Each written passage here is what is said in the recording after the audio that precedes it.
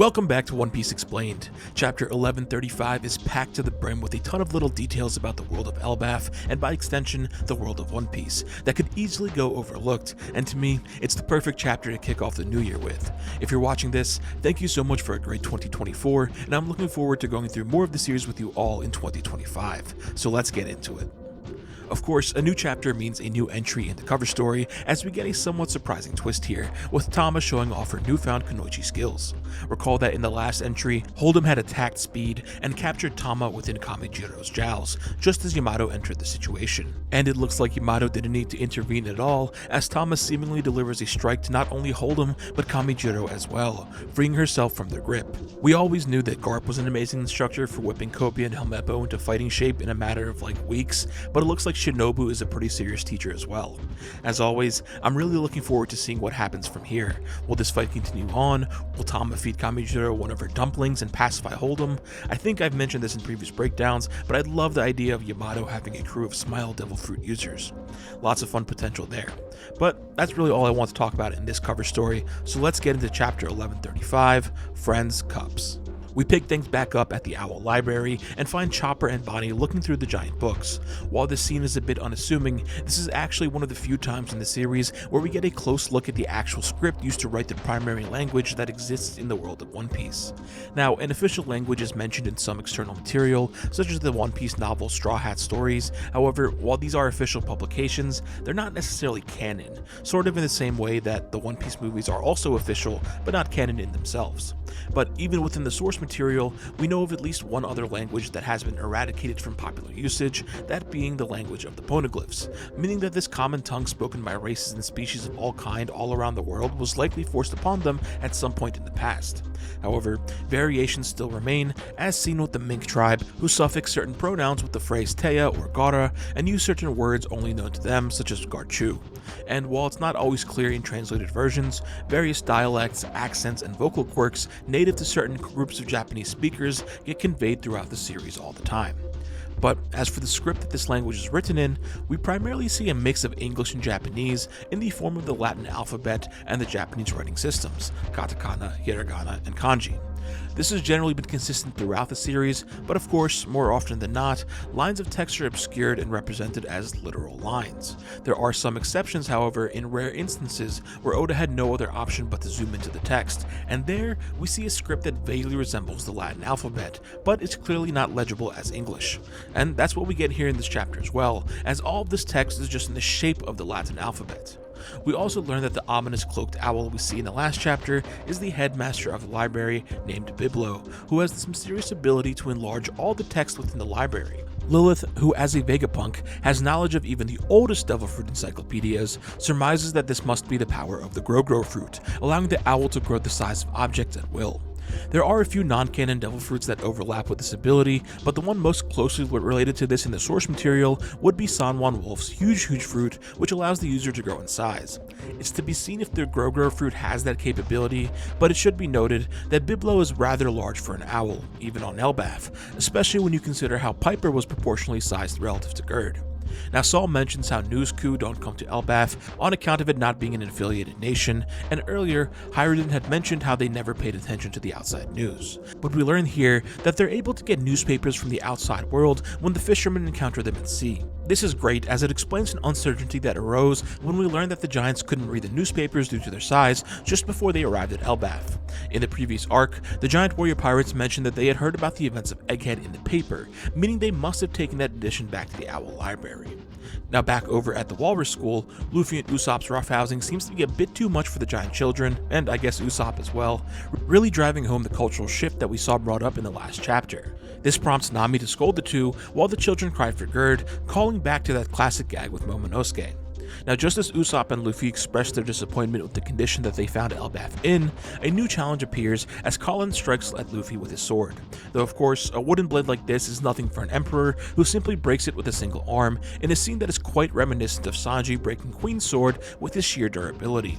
All of this fighting is found repulsive by the kids of the school, including a few children who seem to have horns growing out of their heads as opposed to affixed to their helmets. We've seen this sort of Elbaf giant before during Big Mom's flashback, and as we know, horns are just common features found across all species, even humans.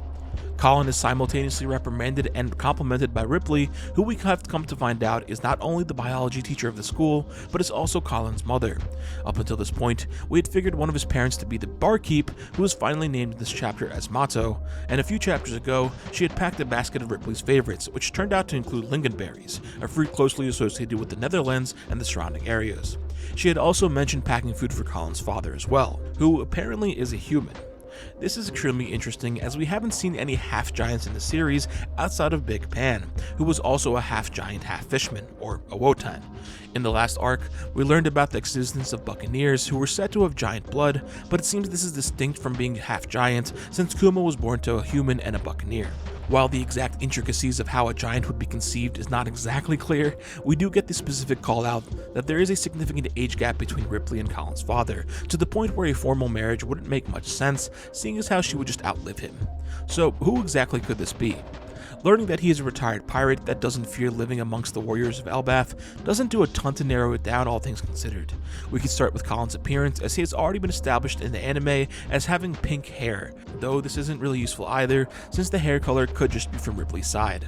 We should also consider any age and timeline restrictions. Now, in the previous chapter, Ripley explained that she was part of the last generation of Elbaf's warriors. This could mean she is of the same era as Dory and Brogy and the rest of the crew, since they are from the last formal iteration of the Giant Warrior Pirates, with all of the named members being around 150 to 160 years old.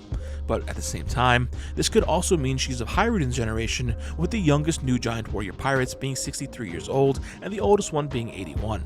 Now, for there to already be a decent age gap between her and her husband, who was a retired pirate, then I would think Ripley would need to be closer to at least 100 years old. For example, a retired pirate from Roger's era such as Rayleigh is already 78 in present day, so her being closer to Hyruden's age wouldn't really work out too well. Unless, of course, they retired relatively recently. Who knows, perhaps one of the former Whitebeard Pirate Division commanders is the father. Anything could happen. But the other factor here is Collun's age. Collun is portrayed as a parallel to a young Luffy from Chapter 1, a brash, action-hungry child who wants to be taken to sea with Shanks. Luffy was 7 years old back then, so Collun is likely around that age in giant years, albeit with the growth rate and lifespan differences accounted for. We saw that Hyruden was already 18 years old during Big Mom's flashback, despite him and Stanson being very childlike with their features, so Collun could reasonably be anywhere between 10 and 20 years old, and as such, whoever the father is would have had to have been on Elbaf for however many years ago that was when Collun was conceived, so once again trending back toward this person being a member of an older generation of pirates. Now we know there is what appears to be a human hanging around on Elbaf, as seen in the couple of silhouettes of the man with the Amagasa and spiked hair. We discussed for weeks now that this could be someone like Shiki or Skopper Gaban, two men who would also meet the criteria of being retired pirates and fearless enough to live on Elbaf, and members of a prior generation. If this figure is Collun's father, it would wrap up a lot of these mysteries pretty neatly. And as a bonus, either of these people could also work for the old friend that reunited with Shanks back during the Egghead arc, should that line end up being in reference to someone other than Dory and Brogy. There's also been the possibility that this figure is actually Louis Arnaud himself, so who knows, maybe he's the real father and is a former pirate. Perhaps his warning about Elbaf was more tongue-in-cheek and in reference to the threat of falling in love with its people. I feel like those are the major candidates at the moment, but if there are any Dark Horse options you think are possible, I'd love to see where your heads are at down in the comments. But before we move away from this topic, I do want to bring up the mysterious wedding that the Red Hair Pirates attended during the second Decks of the World cover story. While Ripley did say they never got formally married, there could be some sort of informal ceremony that took place outside of Elbaf. Maybe that's a stretch, but this entry in the cover story still eludes me to this day, and I keep wanting it to come back into play. Now Luffy's portion of the crew winds up at the Owl Library once again, where we get some interesting crew split-ups. Robin and Chopper decide to stay back at the library alongside Saul, who mentions that there's no rush as the Giant Warrior Pirates will be partying for 3 days. Normally this wouldn't be anything of note, but this is the same exact sentiment was expressed earlier by the barkeeper Yamato. For a while now, some readers have been wondering if Louis Arnaud's warning was related to some sort of weird time dilation going on with the island, and even used Mato's line to evidence that theory. But with this new mention by Saul, it really just feels like the Giant Warrior Pirates are known to party for 3 days straight. Lilith and Bonnie also mentioned that they intend to live on Elbaf officially, putting a firm end to people's hopes of either of them joining as a new crewmate. And more interestingly, Frankie decides to stay behind and study the Jewel Tree Atom. We've been waiting for this to come up for a while now, ever since Loki confirmed that the tree at the center of the island was indeed the Jewel Tree back in 1131. Now, Saul mentions there are multiple jewel trees across the world, but the one on Elbaf is particularly old.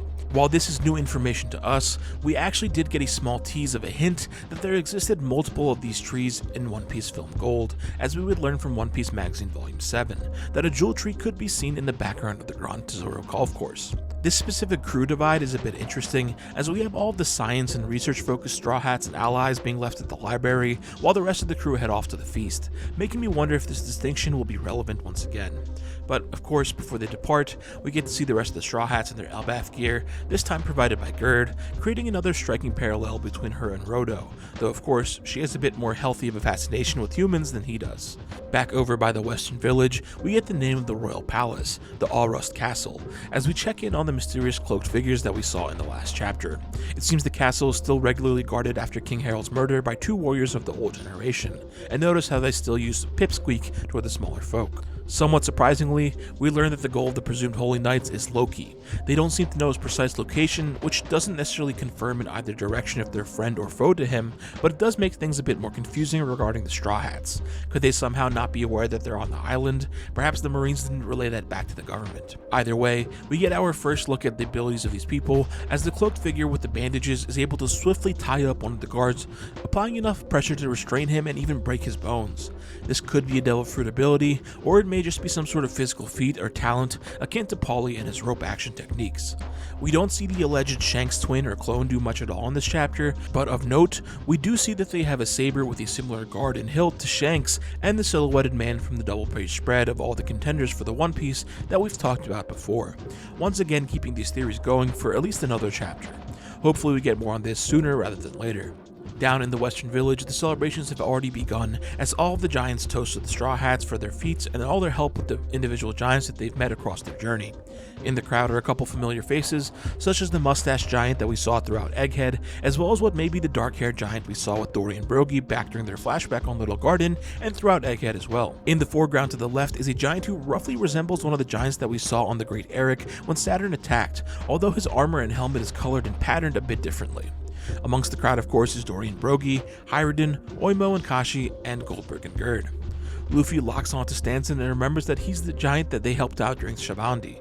Oda does give a brief recap to remind those who may have forgotten, including a revised version of Luffy's iconic punch on Charlos, where he's now portrayed using his stretching his abilities to deliver the blow, when in truth it was a fierce point-blank fist to the face.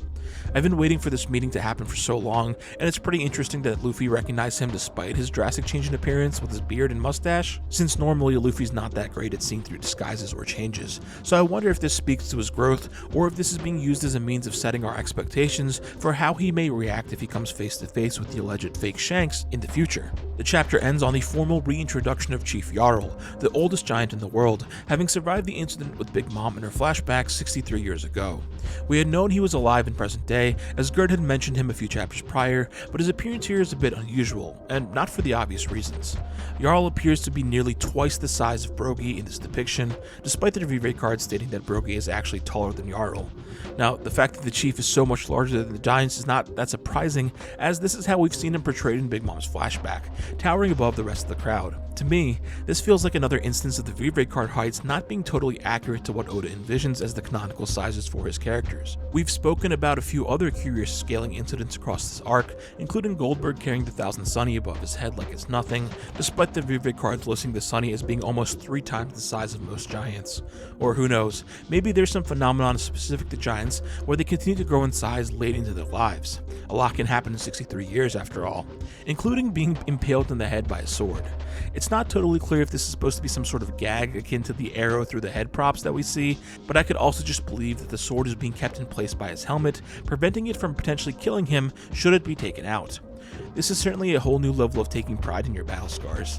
His expression is a little more vacant here than in his previous appearance, and I'm not sure if this is from any sort of brain damage from his injury, or if this is just another sign of age, as his eyebrows have also grayed since the last time we saw him. I will say, as a side note, this sort of comical injury is very reminiscent of Shiki getting part of a steering wheel stuck in his head, which may be interpreted as another point towards Shiki's presence on this island if you wish. In either case, it's exciting to see this character back in the story in the present day and have him meet our heroes. The relevance of Big Mom to the Giants was never further explained to the Straw Hats earlier, and it feels like that may get revisited now with Jarl back around. The Giants were celebrating the Straw Hats for taking down Big Mom and Kaido, but I wonder if that means they think it was solely the Straw Hats that did that themselves, or if they know the truth.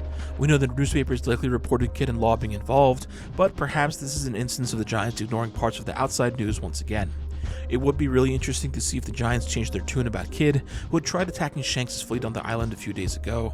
If they learned that he was more directly responsible for Big Mom's defeat, maybe they'll change their ideas. Or maybe the Giants think she is dead, and the Straw Hats may have to explain that they're not sure if that's even the case. Who knows? I'd welcome the return of Big Mom any day, but I wonder how you feel about that. I'd love to read your thoughts down in the comments. That's about it for everything I wanted to talk about in this chapter. Lots of little cool stuff to think about in this one, despite its fairly unassuming contents. Hope you enjoyed it, and as always, thank you so much for watching, stay safe, and I hope to see you in the next one.